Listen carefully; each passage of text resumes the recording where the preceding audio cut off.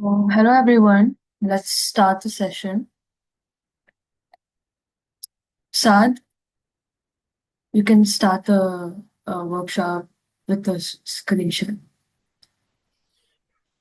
Uh, so is everyone here?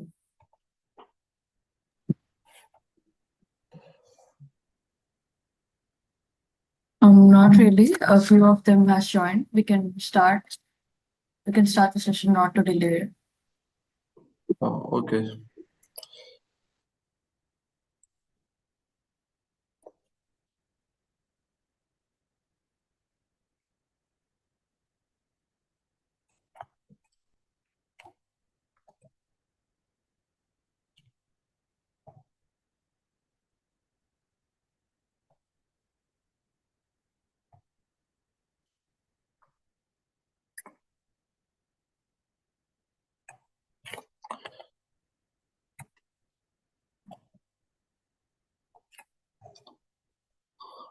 Okay, guys. So let's start.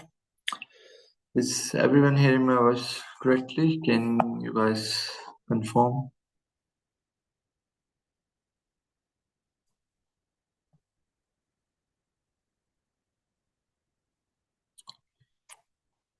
Okay, so let's start then. So today our topic is aerospace engineering, where I welcome all of you guys into our session.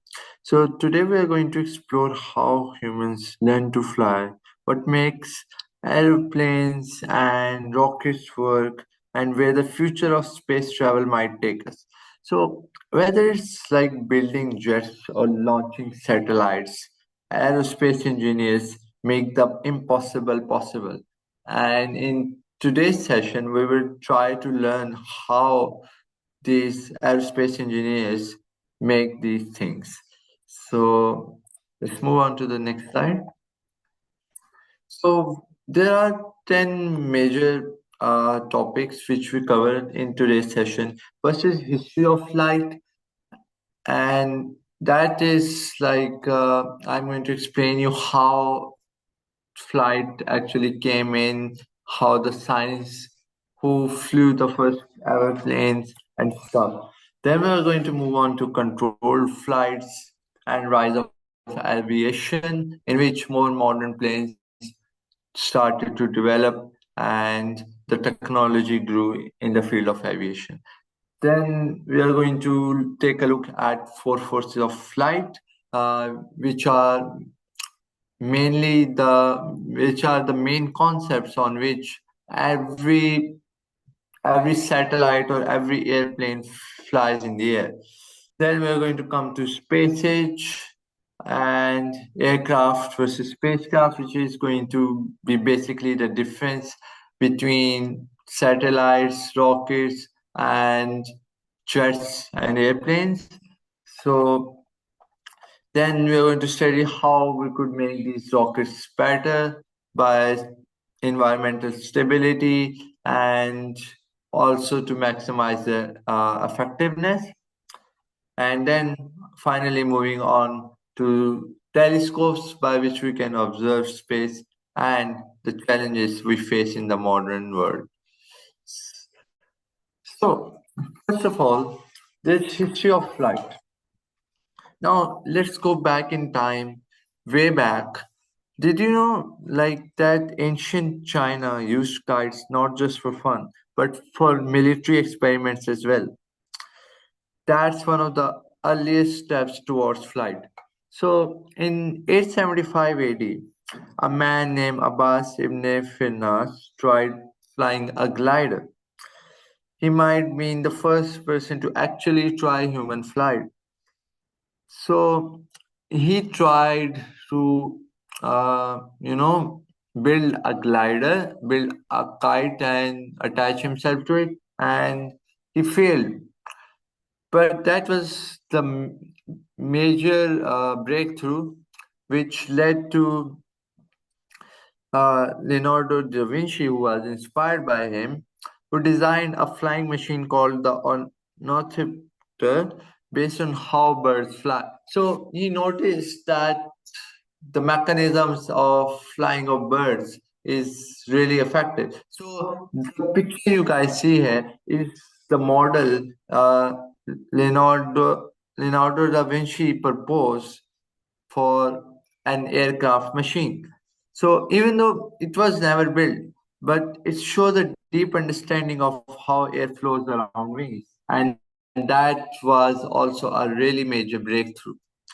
Then there come stories like Aerospace and some other peoples who also showed fascinated humans have always been with flight. So this is kind of a history and kind of an introduction to flight, like how it started from from scratch. So then comes controlled flight. Now, let's fast forward to the 1800s. Otto, I am not good with names, so please excuse me there. Otto Lilienthal, known as the glider pioneer. So he made over 2,000 flights using gliders, and he only studied how birds flew. So he studied how birds flew in our nature to build more than 2,000 models of flying machines. Now, he wasn't just trying to fly, he was experimenting and learning with those as well. But then came one of the most important moments in aerospace history. December 17, 1903, the Wright brothers, Orville and Wilbur, made the first ever powered and controlled sustainable flight. So their plane only flew 120 feet in 12 seconds. So that's not that much. Uh, That means that the plane only stayed in the air for just 12 seconds and covered a distance of 120 feet. But that was something which changed the world forever. This, you guys can see a picture over here of the gliders Otto proposed, and he's standing with those as well. And this is the first ever flying machine which Wright brothers flew. So let's move on. And then comes the rise of aviation, which includes the world wars and jet age. Now, airplanes quickly moved from simple gliders to powerful machines. During World War One, planes were made of wood and used mostly for scouting. By World War Two, planes were faster, made of metal, and used in combat. The period this, so that period pushed engineers to make huge improvements to speed, strength, and range because there was a world war going on. So after the war, jet engines took flight, like literally.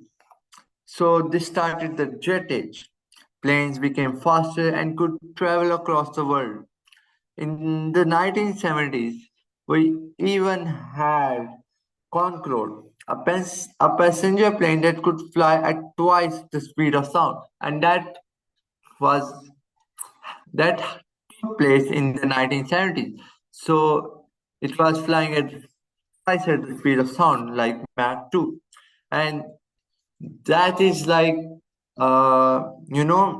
crossing the Atlantic in 3.5 hours.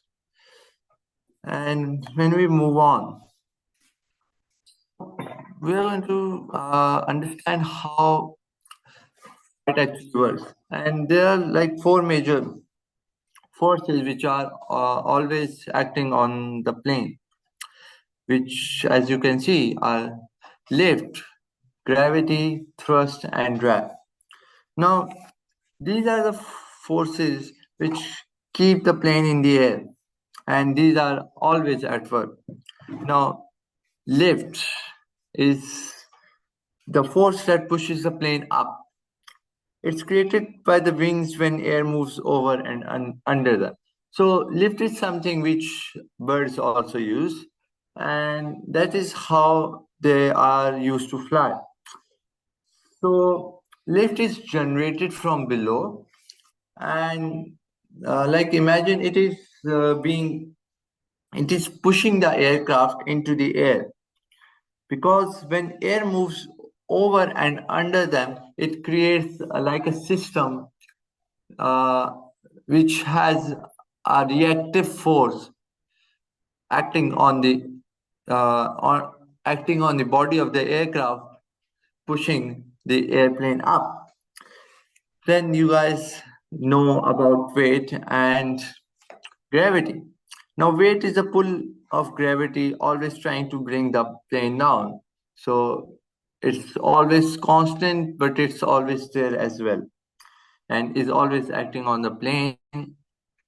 And if that didn't exist, all of us would be flying. But that does exist. So only airplanes and spacecrafts are the one in the air. Now, these were the horizontal forces which were acting like relative to one another. Relative means opposite to one another, balancing out the fact. So the plane flies smoothly. Now, if we talk about the horizontal forces, there are two. Now, first of all, is thrust. Thrust is the force that moves the plane to walk forward. Now, this is created by the engines on the plane or on any machine which is flying. So, the engines on that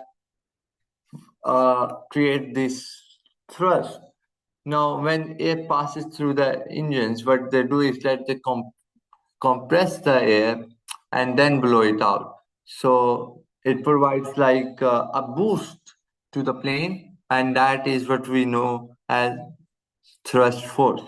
Now there's a drag.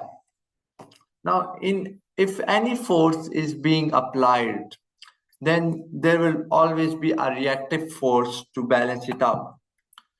That is Newton's third law. Maybe you guys know about it. So now, if there's some drag is like the air resistance that pushes back against the plane.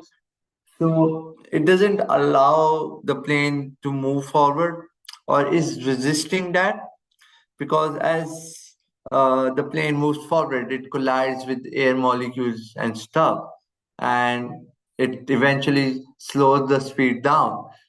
And that is something known as air resistance or drag.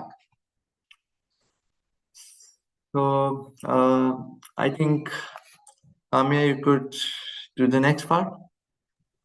Yeah.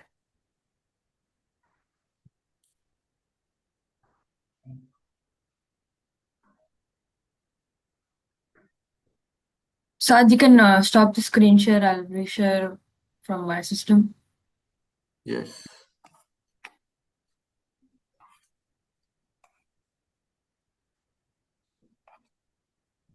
I hope you guys can see my screen.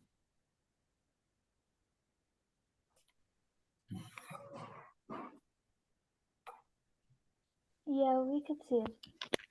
Okay. Thank you for letting me know.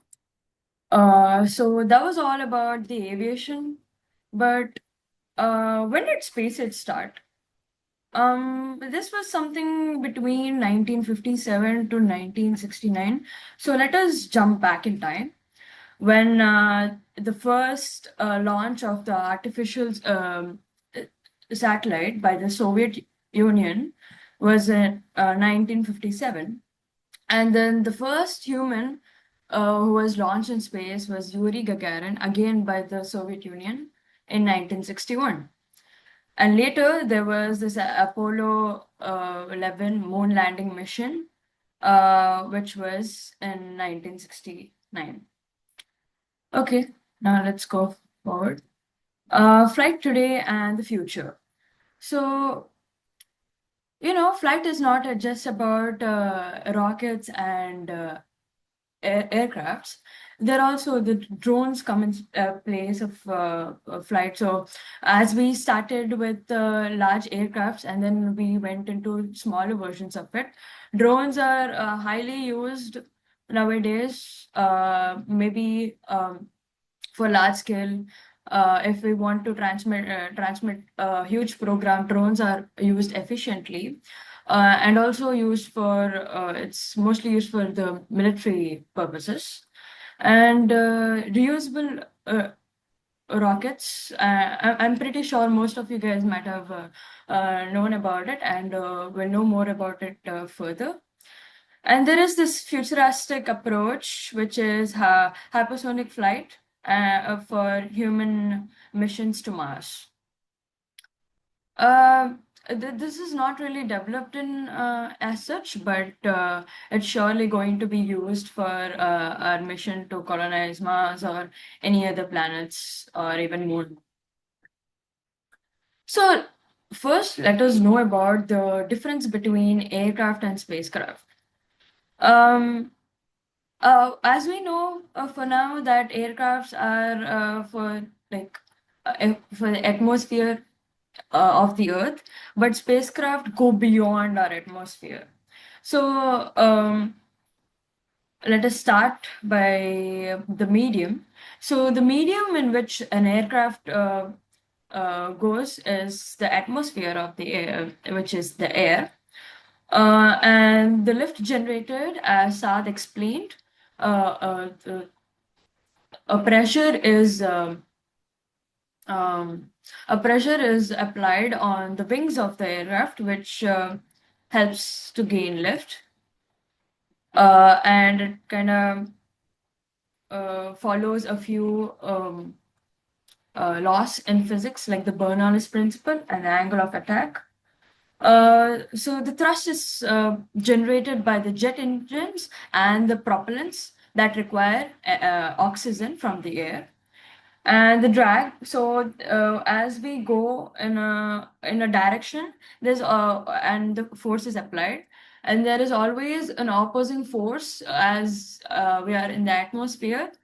There is a drag present, and which contributes to decrease in the efficiency or minimize efficiency.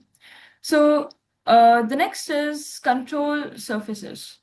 Control surfaces are for changing the direction or the motion, the movement of the aircraft. So these are a few like materials used for it. So the motion laws are simply, I think most of you might have known about Newton's laws of motion. There are three laws of motion and a few principles of fluid dynamics and mechanics. So the speed is subsonic or supersonic, and I'm pretty sure you might have known that it's more than the speed of light. I mean, speed of sound. Really sorry. Um, and the navigation. So the navigation of aircraft is done by based on airspeed, altitude, GPS, and ground control. So these are all like the pilots depend on all these navigational system in order to get a safe flight and to predict climatic conditions and to do a safe landing, not to collide with other aircraft even if there is a huge traffic. So the examples are pretty obvious. For commercial, there is Airbus and Boeing, and for military, there's fighter jets. So let's compare aircrafts with spacecraft. So the spacecraft, the medium in which spacecraft goes on is vacuum. So there is no air present. Um, and the lift is not really applicable because there is no wings present, except in the cases of re-entry of vehicles like the space planes entering the Earth's atmosphere. Maybe we went for a moon mission and then we came back through the spacecraft again. We require landing on the moon or the Earth. Then yeah, we require lift in that case, but usually we do not prefer using lift. So the thrust is provided by the rocket engines that carry both fuel and oxidizer. So there is, I think you might have known about liquid and solid propellants, right? So this is where the fuel and the oxidizer is placed, and it it is based on the Newton's third law. Uh, could anyone say what is the Newton's third law?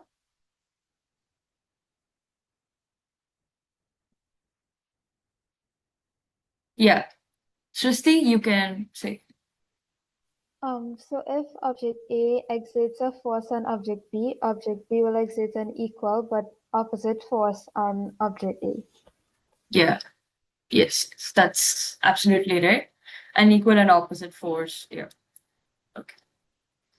So every reaction has equal and opposite reaction. That's the third law, the Newton's third law.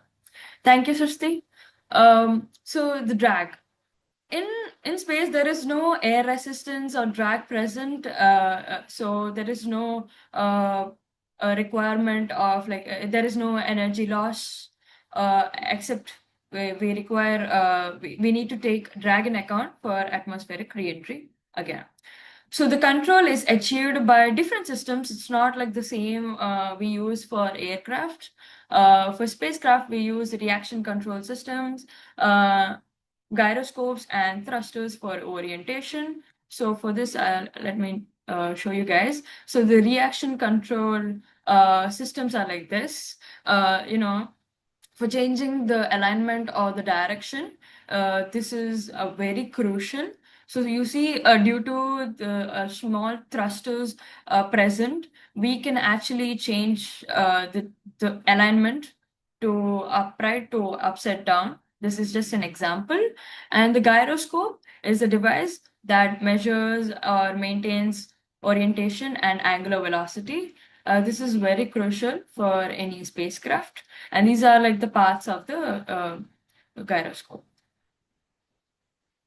Okay, the motion laws are again the Newton's laws and the Kepler's laws of orbital motion and the conservation of momentum.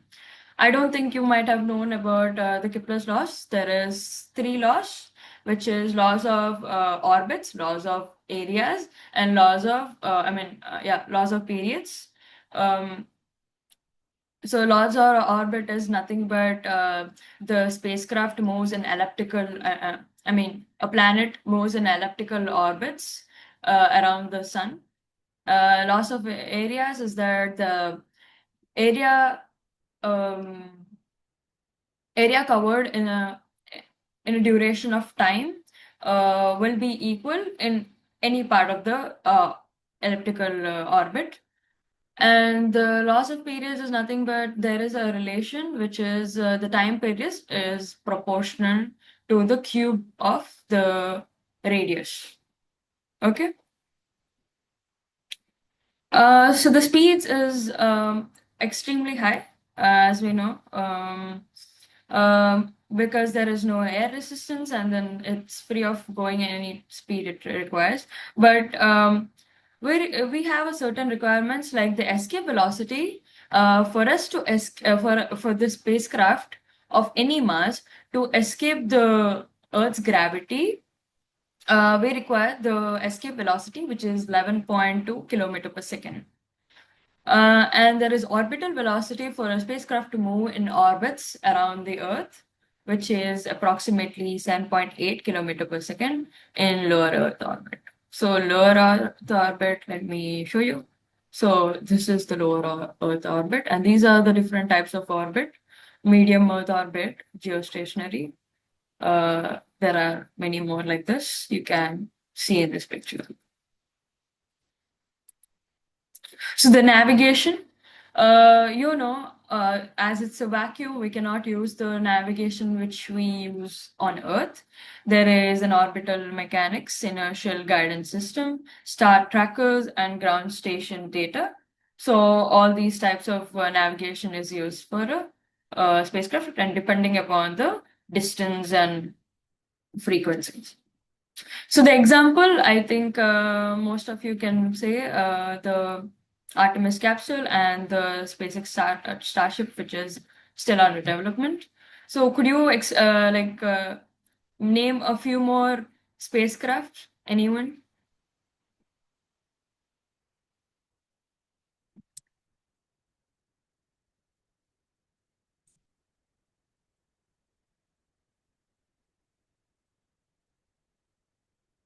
Okay, let me jump into the next. So the technology is making rockets better. Okay, we're going to cover reusability here. and also 3D printing of rockets. I'm pretty sure everyone knows about reusability. So it's so when we launch a rocket, as the separation takes place in the uh, in the space, what happens is that all those stages they just fall back into the Earth's oceans. So now, what the technology is that the the the rocket, the Falcon 9, you can say an example, SpaceX Falcon 9, which is like very successful, and many of the um, NASA launches are based on this. So what happens is that all the stages they come back into the Earth. Okay, sorry for the interruption, but if the meeting ends in 10 minutes, please do rejoin. Okay, let's continue. Okay, where was I? Yeah. So the mechanism is very simple. It comes the rocket, instead of going back to the oceans, it lands on the Earth again, back to the location. So it uses GPS navigator, and it's a very difficult task because the Earth keeps on rotating and in great speeds, and then the location keeps changing. So for this was a great achievement, which was not really easy to develop. And also many space agencies like NASA and ISRO are all like developing reusable launch vehicles. Um, so 3D printing in rockets is quite new to most of you guys. I don't think you might have heard of it. I know we use 3D printers for our small daily base uses, but it is actually used for manufacturing engines and rocket stages, as you can see this image. Um, Companies like a lot of companies use up to 85% of the sprint technology in order to make rocket components. So the benefits are very interesting, that it reduces time of the making of the components, the weight, and also the material waste. A lot of materials are being wasted due to due to the making, but by the 3D printing technology, as it melts the metal and then goes round and round, uh, and you can see the what you can say, the design, right? The layered design. So it goes in layers and then it fixes into a solid material. So at next, there is sustainability in rocketry. So there is a lot of pollution due to solid and liquid. Solid propellants. As you can see here, there's a lot of propellant. There's a lot of smoke, exhaust. So what is the future is that the development of eco-friendly fuels and green propellants. This is still a study, and then a lot of space agencies, private and public, and the government space agencies are working on this. Um, so the reusable rocket stages are being utilized nowadays in many of our space exploration, as I have told before. So this reduces the space debris on Earth and the mission costs too, because as you reuse it, you do not have to meet the requirements of creating a new one again. Uh, so there is like a development of smaller and efficient launch vehicles too, to minimize emissions. Obviously, the larger the rocket is, the launch vehicle is, the more fuel you would require to gain thrust. So yeah, that's the explanation. And then now let's go to telescopes. Okay, now it's all about, we talked about the spacecraft and the launch vehicles. Now let's go to something very interesting. I think telescopes always is an incredible thing, right? All the stargazers, I think you would at least once you would go to see within a telescope, maybe the different planets, right?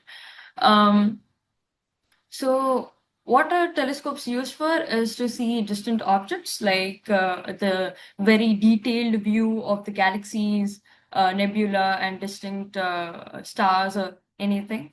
Even you can also see the nearby Andromeda galaxies. So, I think you might know about the uh, Earth-based, the ground-based, and also the uh, telescopes which are in the in the space, like the Hubble telescope and the James Webb telescope. And I think recently James Webb telescope has sent an image to Earth of a very incredible it's an incredible one, as there were a lot of galaxy clusters.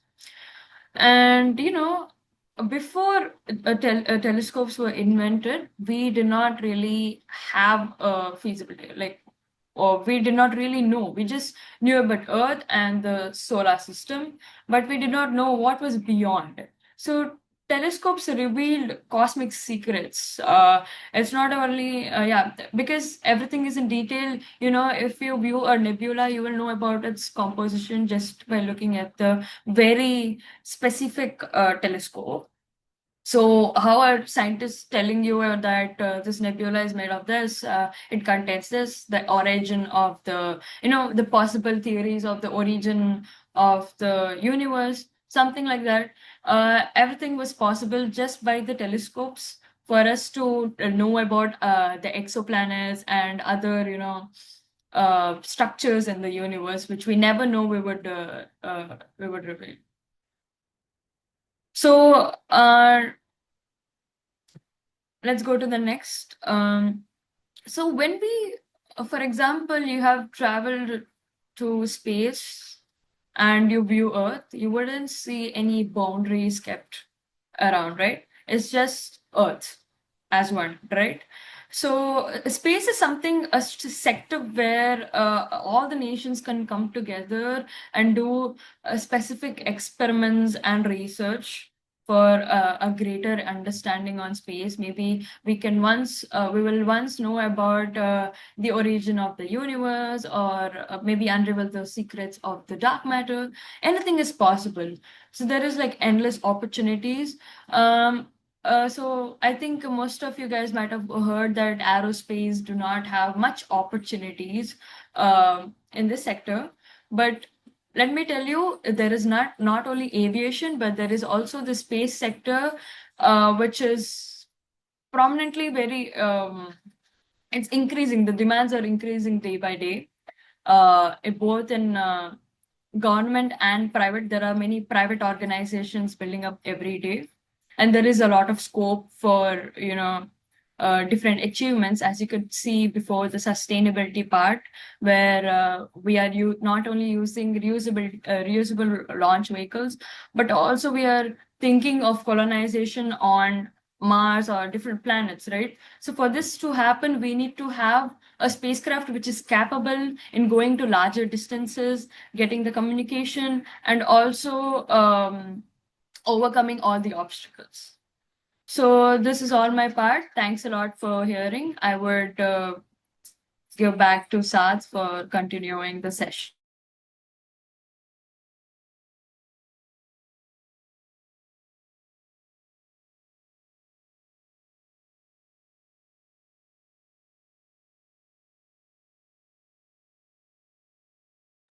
Okay, guys. So space is exciting, and but it's also full of challenges as well, because missions cost a lot and take years to prepare.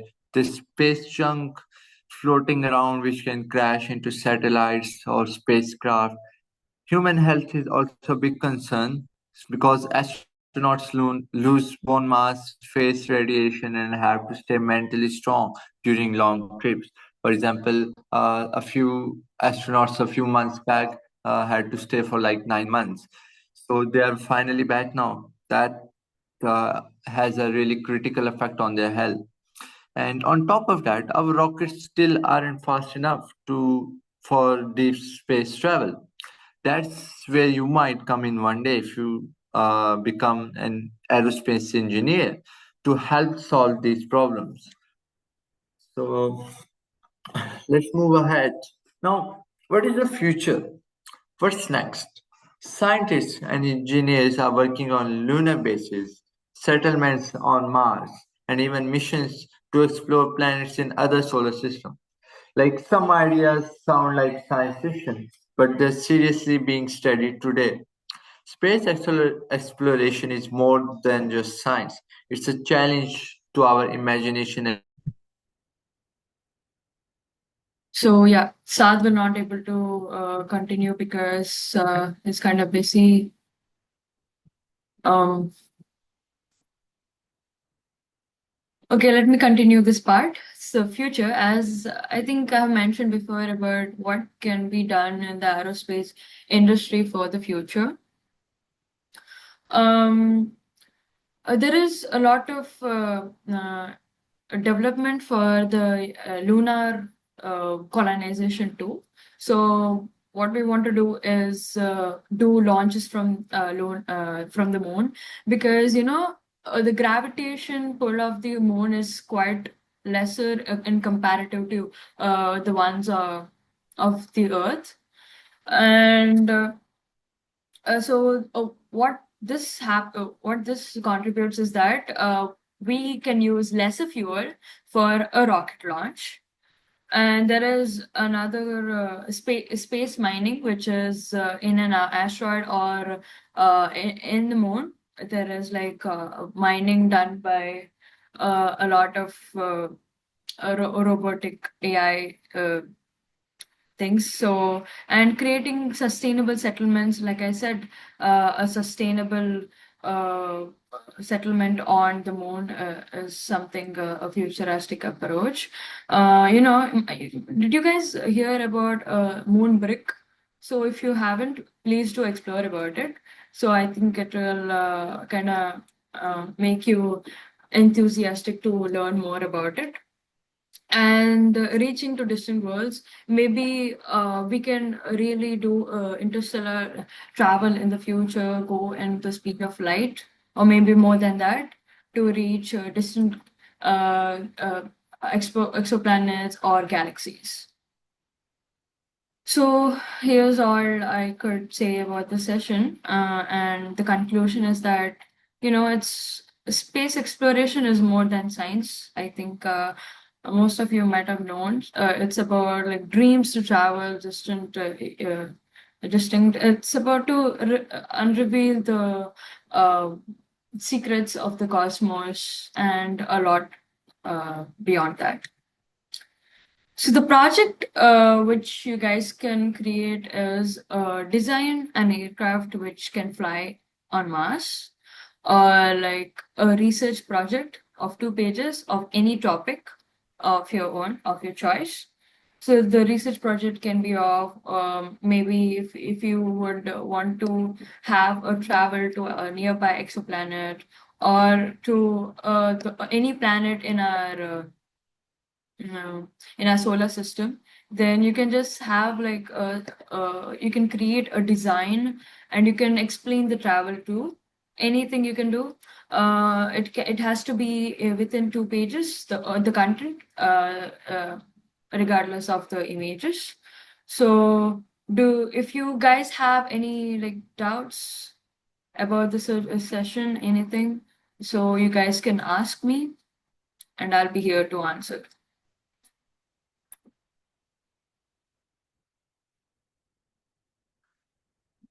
Srishti and Rahana, right? You guys can ask me any questions. So let us be a bit interactive. So I just wanted to know with respect to the research project, it would be on like Space engineering in particular, like different advancements and stuff? Yeah, I think if do you want to do aviation? Is that so? No, I prefer space actually. So I just Yeah, wanted yeah. to know if it Because was yeah, you specifically can that think or beyond in space, right? So okay. yeah, Thank you you. can. And Rahana, anything you have? And about the overall session, you guys can question me anything. No. You guys are clear about the project also, right? Yes. Yep. Okay, then thank you all for joining the session. It was really great to have you guys. Thank you. You guys can leave.